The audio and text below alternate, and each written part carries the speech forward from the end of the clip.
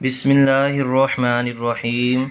अस्सलामुअलैकुम वरहमतुल्लाहि वबरकातुहू। मैं हूँ हाफिज़ मोहम्मद दानिश मुहिउद्दीन और आप सबको अपने channel learning with Danish Mohiuddin में खुश आमदीद कहता हूँ।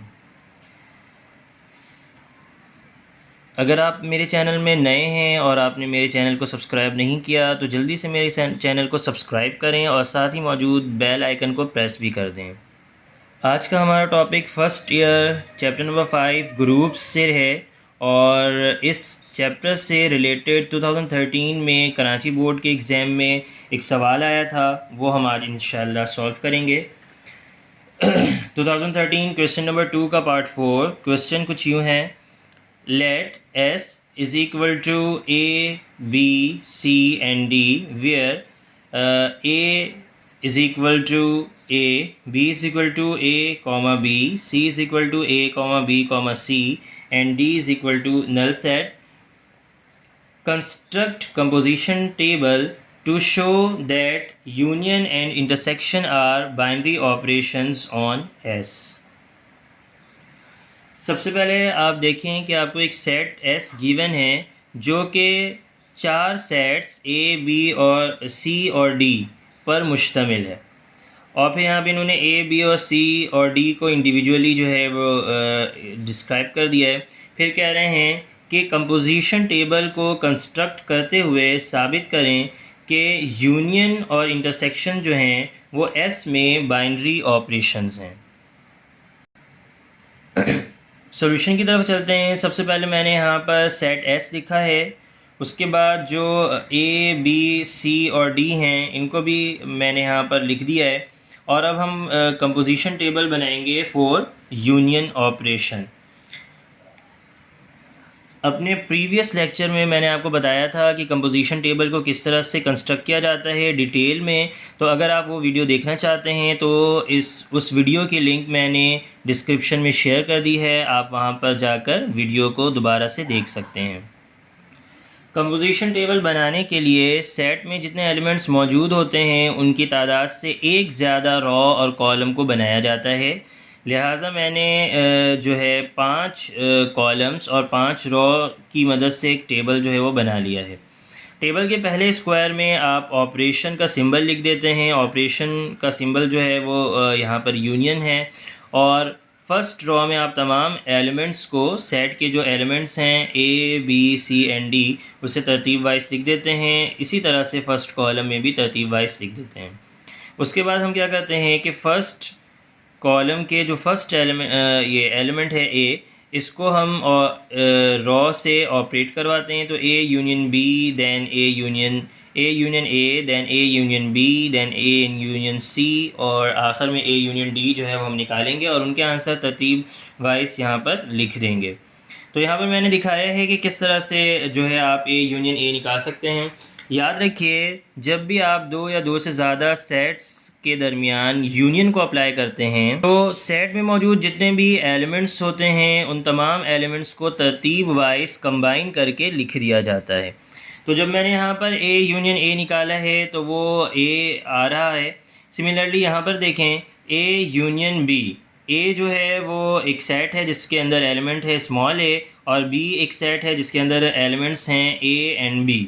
तो जब आप इन दोनों को तरतीब वाइज लिखेंगे तो वो होगा A, B और चूँकि A, B जो है वो सेट B के बराबर है, लिहाजा हम लिख सकते हैं कि A union B is equal to B। इसी तरह से हम A यूनियन C निकालेंगे। आप देख सकते हैं कि उसका आंसर C आ रहा है और फिर आखिर में हम A यूनियन D निकालेंगे। चूँकि D एक नल सेट था तो हमेशा याद रखिए जब भी आप किसी भी सेट A का नल सेट के साथ यूनियन जो है वो निकालेंगे तो आंसर वही सेट आ जाएगा। यहाँ पर मैंने तमाम आंसर्स जो हैं वो लिख दिए हैं। A union A is equal to A union B is equal to B, A union C is equal to C and A union D is equal to A और ये सब मैंने आपको दिखा भी दिया है कि किस तरह से ये आंसर्स आए हैं। अब हम B को तमाम एलिमेंट्स के साथ जो है वो ऑपरेट करवाएंगे और फिर इसका भी आंसर हम लिख देंगे। यहाँ पर आप देख सकते हैं कि मैंने B को A के साथ ऑपरेट करवाया है तो B आ रहा है। B यूनियन B जो है वो B होगा। इसी तरह से B यूनियन C जो है जब आप उसे निकालेंगे तो आंसर जो है वो C आ रहा है और बी यूनियन डी जब आप निकालेंगे तो वो बी आएगा, चूँकि बी जो है वो नल, डी जो है वो नल सेट है। अब इन तमाम आंसर्स को हम कंपोजिशन टेबल में लिख देंगे। तो आप देख सकते हैं कि यहाँ पे मैंने तमाम आंसर्स लिख दिए हैं। B union A is equal to B, B union B is equal to B, B union C is equal to C and B union D is equal to B. अब हम इसी तरह से सी को तमाम एलिमेंट्स के साथ ऑपरेट करवा के उसके आंसर जो है यहाँ पर लाइन से लिख देंगे। यहाँ पर मैंने सी यूनियन ए निकाल कर दिखाया है, क्योंकि सी जो है वो ए बी सी पर मुश्तमिल एक सेट है और ए जो है वो सिर्फ ए पर मुश्तमिल एक सेट है।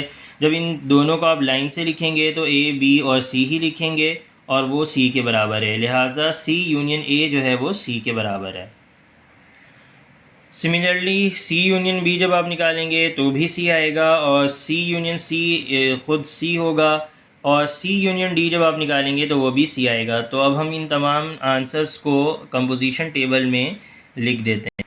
तो इस तरह से मैंने तमाम आंसर्स जो हैं वो लिख दिए हैं, क्योंकि हमने सी को किसी भी सेट के साथ जब ऑपरेट करवाया उसका यूनियन निकाला तो वो सी ही आया था, लिहाजा हमने हर जगह सी लिख दिया है। अब डी चूँकि एक नल सेट है और मैं आपको बता चुका हूँ जब नल सेट का आप किसी दूसरे सेट के साथ यूनियन निकालते हैं तो आंसर में जो है वो सेट आ जाता है। लिहाजा जब आप डी यूनियन ए निकालेंगे तो ए आएगा, डी यूनियन बी निकालेंगे तो बी आएगा, डी यूनियन सी निकालेंगे तो सी आएगा और डी यूनियन डी निकालेंगे तो डी आएगा। कंपोजिशन टेबल जो है वो बन चुका है। Since all the elements in composition table with respect to union belong to S, hence it is proved that union is binary operation on S.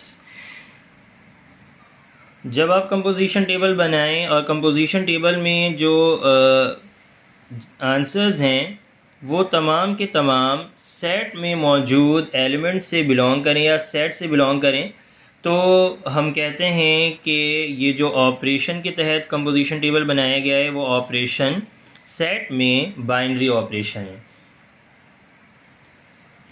अब हम कंपोजिशन टेबल बनाने जा रहे हैं इंटरसेक्शन के लिए, इसे हम इंटरसेक्शन टेबल भी कह सकते हैं।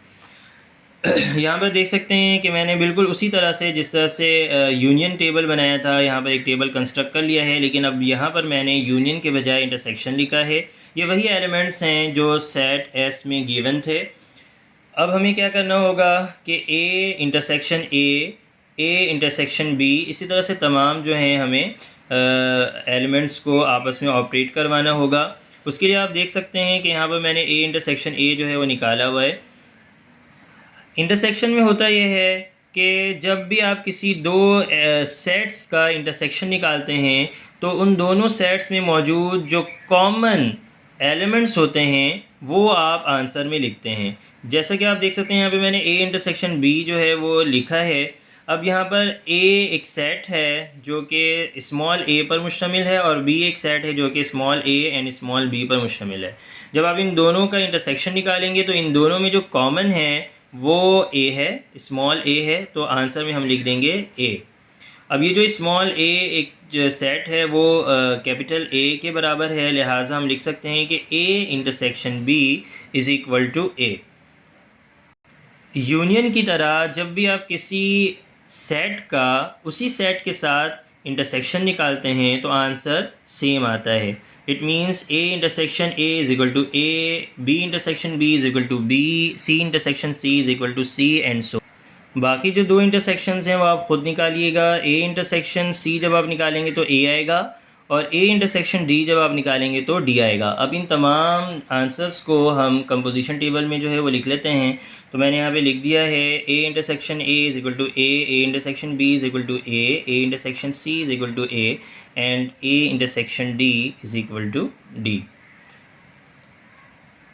सिमिलरली जब आप बी को तमाम एलिमेंट्स के साथ जो है इंटरसेक्शन निकालेंगे बी का, तो आप देखें कुछ यूँ आंसर आएगा B intersection A is equal to A, B intersection B is equal to B, B intersection C is equal to B and B intersection D is equal to D. अब ये तमाम जो आंसर्स हैं A B and D ये हम जो है composition table में लिख देते हैं। तो आप देख सकते हैं कि कंपोजिशन टेबल में मैंने लिख दिया है ए बी एंड डी। अब हम क्या करेंगे, सी का जो इंटरसेक्शन है वो इन तमाम सेट्स के साथ निकालेंगे। सी इंटरसेक्शन ए जब आप निकालेंगे तो आंसर ए आएगा। सी इंटरसेक्शन बी जब निकालेंगे तो आंसर बी आएगा। सी इंटरसेक्शन सी जब निकालेंगे तो आंसर सी आएगा। और सी इंटरसेक्शन डी जब निकालेंगे तो आंसर डी आएगा। क्योंकि डी एक नल सेट है और नल सेट में कोई एलिमेंट नहीं होता, लिहाजा जब आप किसी भी सेट का नल सेट के साथ इंटरसेक्शन निकालते हैं तो आंसर हमेशा नल सेट आता है। तो हम आखिरी जो रॉ है उसमें डी जो है हर जगह लिख देते हैं। तो हमारा composition table with respect to intersection जो है वो कंस्ट्रक्ट हो चुका है। और आप इससे ये भी कह सकते हैं कि हमने इंटरसेक्शन टेबल जो है वो बना लिया है। क्योंकि आप देख सकते हैं कि टेबल में जो हमारा आंसर्स आए हैं वो तमाम के तमाम बिलोंग करते हैं सेट एस से। इसका मतलब है हमारे पास जो भी आंसर आया है वो सब ए बी सी और डी के अंदर ही आया है। आखिर में आप ये जुमला लिख देंगे, since all the elements in composition और intersection table belong to S, hence intersection is binary operation on S. इस लेक्चर में इतना ही। अगले लेक्चर में मज़ीद इम्पॉर्टेंट क्वेश्चंस के साथ हाज़िर होंगे। तब तक के लिए अल्लाह हाफ़िज़।